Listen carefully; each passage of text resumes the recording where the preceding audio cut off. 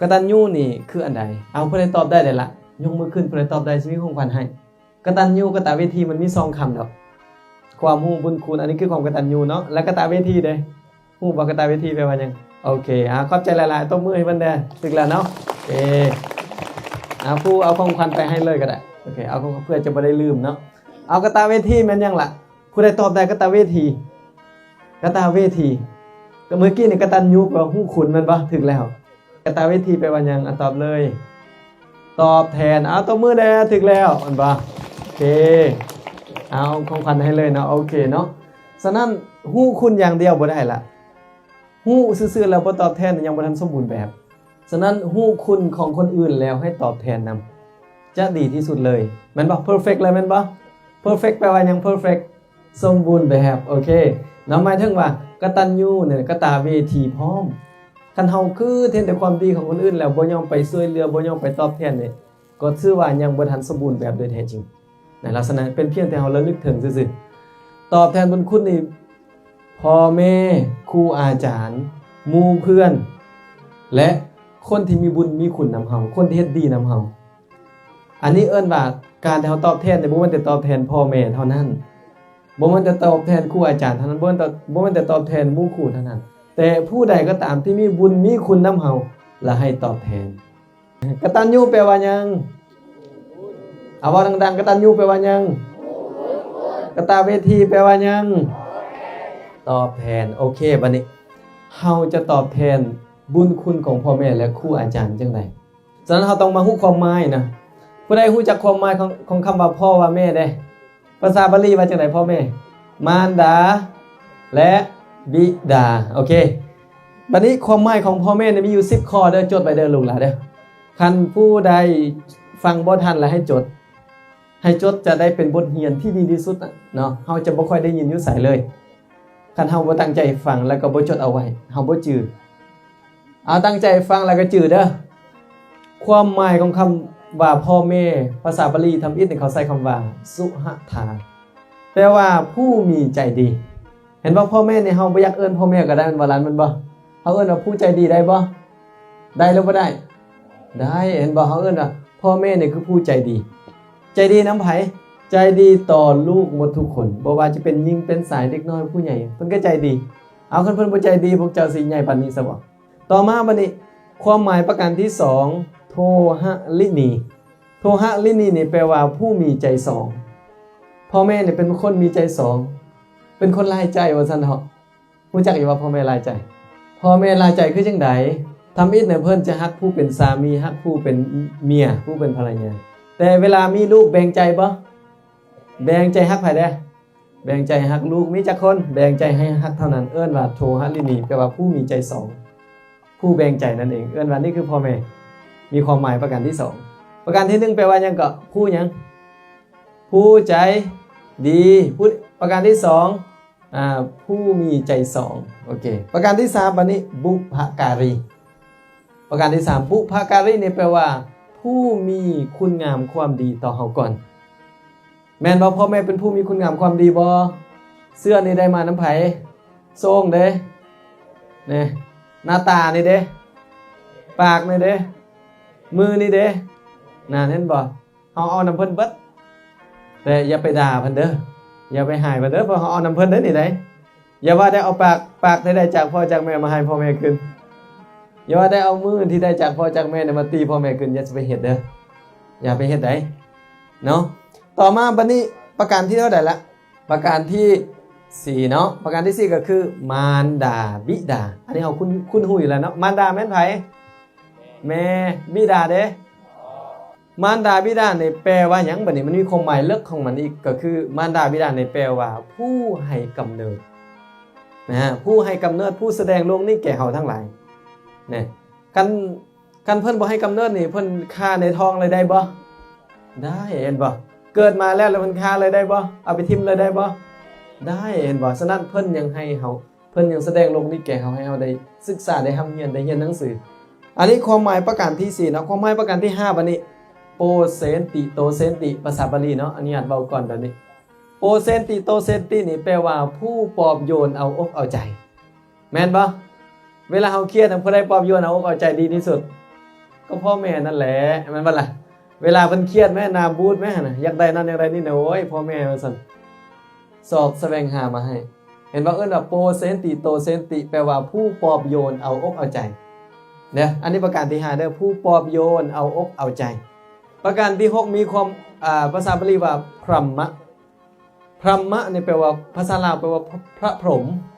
พ่อแม่ในเมื่อดังพระพรหมที่อยู่ในเฮือนพระพรหมนั้นมีหยังได้มี4อย่างจื่อไว้เด้อมีหยังพระพรหมมีเมตตาการุณา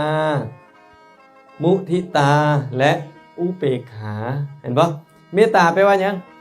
ปรารถนาให้ลูกมีความสุขแม่นบ่พ่อแม่เฮาปรารถนาจังซี่บ่ทำเฮาอยากให้เฮามีความสุขบ่การุณาเด้เฮ็ดให้ลูกมีความสุข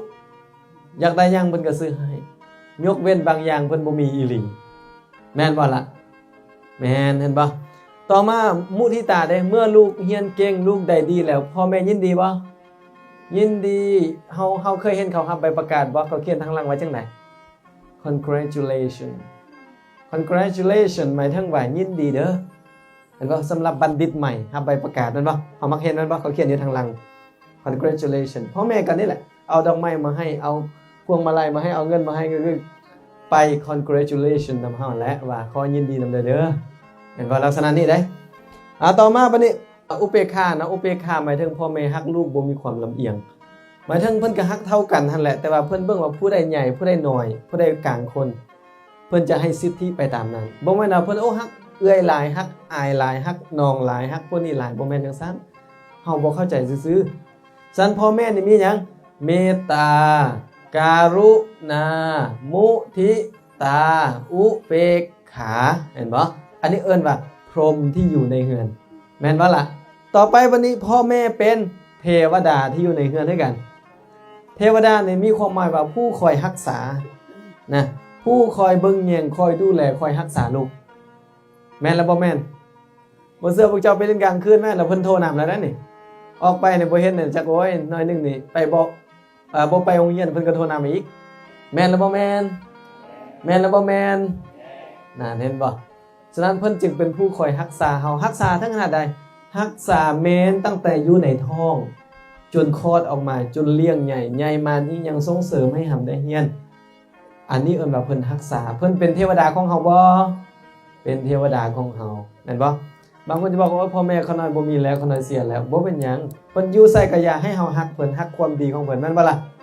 ประเด็นต่อไปความหมายของพ่อแม่ประการต่อมาก็คืออาจารย์เปรียบเหมือนอาจารย์ที่อยู่ในเฮือนเปรียบเหมือนครูอาจารย์ที่อยู่ในเฮือนพ่อแม่สอนเฮาบ่อยู่เฮือนน่ะสอนมาจังได๋พ่อแม่บอกความดีสอนบ่กอไก่ขอไข่งองัวจอจอกสอนบ่สอนเห็นบ่เพิ่นก็สอนคือกันฉะนั้นเพิ่นเป็นครูอาจารย์อยู่ในเฮือนแม่นบ่แม่นเห็นบ่บัดนี้เริ่มฮักพ่อแม่แล้วบ่บัดนี้เริ่มฮักหลายขึ้นบัดนี้เริ่มบ่อยากหายพ่อแม่คืนแล้วได้บัดนี้มันบ่ล่ะมีหยังก็โอ้ยขอโทษเด้อพ่อแม่ที่เคยหายเคยหัวดื้อเคยบ่ฟังความอยากเว้าแล้วได้บัดนี้แม่นบ่ล่ะต่อไปบัดนี้พ่อแม่เปรียบเหมือนหยังเปรียบเหมือนบุคคลที่ลูกควรสักการะควรบูชาที่อยู่ในเฮือนผู้ใดเคยกราบพ่อกราบแม่แดยกมือขึ้นยามได้ก็ยามปีใหม่ใดปีใหม่ลาวปีใหม่สากลวันสิ้นใหญ่วันแม่วันเกิดเฮ็ดเด้อเอาจะไปกราบพ่อกราบแม่จะไปยากหยังพวกเจ้าก็ไปกราบพระได้กราบผู้นั้นกราบผู้นี้ก็กราบมาหลายแล้วเด้ว่าจะกราบพ่อแม่คือบ่กราบเป็นเกินนะโอ้ยเขาน้อยอายนะเขาน้อยเคินนะอาจารย์ว่าซั่นนะจะอายจะเคินจังได๋นี่อยู่นำพ่อนำแม่เฮ็ดจังได๋อายหยังเพิ่นเลี้ยงมาพอแห้งแล้วอายเคินเนี่ยฮู้นควรอายหยังอายผู้บ่าวผู้สาวฮู้นเวลาควรอายแม่นบ่ล่ะไปอายพ่ออายแม่ไปเคินบ่ขึ้นมันสิไปเป็นพ่อแม่เอ้ยมื้อนี้วันแม่เด้อลูกขอกราบเด้อลูกขอเอาบุญนำเด้ได้บ่จังซี่ได้บ่ลูกเฮ็ดได้บ่ต่อไปบ่มีหยังดอกมีแต่ดอกไม้สิเอาดอกไม้คันบ่มีเทียนก็บ่เป็นหยังเอาดอกไม้หั่น10ดอกใส่ในจานแล้วเข้าไปพ่อแม่นั่งนี่เด้อลูกขอกราบแด้ขอนวดมือนวดตีนได้จักน้อยน่ะกราบลง3เทื่อแล้วก็เอาตีนเพิ่นน่ะเหยียบหัวนี่ก็ได้นะสิเป็นซั่นเด้อเท่านั้นแล้วล้างมือเอาน้ำหั่นนะปีใหม่ก็เอาน้ำหั่นน่ะมาใส่ใน3แล้วไปล้างตีนเพิ่นล้างแล้วทูแล้วก็นวดให้เพิ่นพร้อมปีใหม่ฟ้าใหม่แล้วก็อวยพรให้เพิ่นเฮ็ดได้บ่จังซี่ซั่นมื้อนั้นเป็นมื้อควรกราบพ่อกราบแม่กราบแล้วจึงค่อยไปก็ได้บ่เป็นหยังเด้อบ่ว่าบ่ให้ไปลิ้นไหนต่อไปบัดนี้ พ่อแม่เปรียบเหมือนหยังเปรียบเหมือนธนาคารแม่นบ่หรือบ่แม่นที่ลูกอยากได้ยามใดก็เบิกได้โดยบ่ต้องมีค้ำประกันอยากได้ยามใดก็เบิกได้โดยที่บ่ต้องจ่ายดอกเบี้ยแม่นบ่มีผู้ใดไปจ่ายดอกเบี้ยเด้เวลาขอเงินนำพ่อนำแม่บางคนเนี่ยบ่แม่นได้บางเทื่อไปกราบพ่อกราบแม่ทุกมื้อคือเด้กราบตอนเช้านี่กราบตลอดลูกไปโรงเรียนก่อนเด้อกราบมาขอเงินแน่อันที่ว่าจะกราบสำนึกบุญคุณบ่แม่นเด้กราบขอเงินแน่ว่าซั่นบ่มีลูกเอ้ยว่าซั่นหน้าบูดเลยบัดน่ะไปอยู่ห้องบ่เรียนหนังสืออีกบ่จดอีกหนังสือน่ะหน้าบูดโอ้ยเป็นหยังพวกเจ้าเคยเห็นเบื้องหลังพ่อแม่บ่เคยเห็นบ่เบื้องหลังพ่อแม่เนี่ยพูนอยู่ทงนาอยู่ทงไห่เลี้ยงงัวพูนเป็นกรรมกรเห็นบ่บางคนพ่อแม่เป็นข้าราชการพ่อใครเน่บางคนพ่อแม่เป็นชาวไร่ชาวนาแต่ว่ามันเบิ่งอันนี้ 80% ในพ่อแม่เป็นชาวนาชาวไร่ชาวนาแม่นแล้วบ่แม่นแล้วพวกเขาคือบ่เห็นเบื้องหลังพ่อแม่เด้ว่าโอ้ยพ่อแม่เอ้ยเนี่ยยามพ่อแม่บ่มีเงินแล้วลูกเข้าใจแล้วลูกก็บ่เป็นหยังเด้อพ่อแม่เด้อมื้อนี้พ่อแม่บ่มีเงินก็บ่เป็นหยังฉะนั้นลูกก็สิฮ้องเขาไปกินเอาก็ได้สิก็ได้เด้น้ำมันให้มากินก็ได้ทุกมื้อนับตั้งแต่เพิ่นเอาหยังน้ำมันรถใส่รถให้เฮาซื้อรถให้เฮาซื้อเกือบคู่ละเท่าใดในจักแสนในคู่นี่ 50,000 ขึ้นไปบ่ลดแสนนึงเดี๋ยวนี้ 50,000 แล้วเริ่มบ่อยากใส่แล้วน่ะเพิ่นว่าเป็นไฮโซว่าซั่นไฮโซหยังว่าซั่นต่อมาพ่อแม่เนี่ยเป็นเนื้อนาบุญเป็นเนื้อนาบุญของพ่อของแม่คันผู้ใดเฮ็ดดีนำพ่อนำแม่เนี่ยจะได้บุญหลายลูกหลานพวกเจ้าเคยเฮ็ดนาเนาะผู้ใดเคยเฮ็ดนายกมือขึ้นผู้ใดเคยดำนาเนี่ยโอเค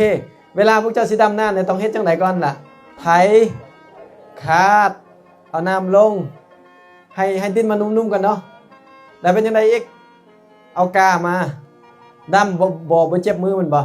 แต่ถ้าเมื่อใดบ่ไถบ่คาดแล้วไปดำเลยเป็นจังไดเจ็บมือเข้างามบ่งามฉะนั้นเวลาพวกเจ้าเลือกปลูกข้าวพวกเจ้าสิเลือกปลูกข้าวอยู่หน้าใดหน้าที่มีดินดำนำซุ่มแม่นบ่อันเดียวกันฉะนั้นถ้าผู้ใดอยากได้บุญนำพ่อนำแม่เพิ่นบอกว่าพ่อแม่เนี่ยเป็นหน้าบุญเป็นหน้าที่เป็นบุญหน้าบุญที่ยิ่งใหญ่ต่อลูกพยายามเฮ็ดเด้อล่ะเด้อตัวสุดท้ายเนี่ยพ่อแม่เนี่ยยอมตายแทนลูกได้พ่อแม่ยอมตายแทนลูกได้บ่ยามใดเพิ่นตายแทนเฮาได้ยามคลอดก็แม่นยามตั้งครรภ์ก็แม่นทุกมื้อนี่เพิ่นซ้ำกับตายแทนเฮาแล้วหาเงินในตากแดดตากฝนจักสิลมสิเป็นวินยามใดก็บ่ฮู้เฮาเนี่ยมานั่งเฮียนอยู่เฮียนนั่งห้องแอร์นั่งห้องพัดลมอยู่บ่ทมห่มนุ่งเครื่องงามๆตื่นขึ้นมาแต่งตัวนะซ้ำกับเพิ่นตายแทนเฮาแล้วลูกหลานเอ้ย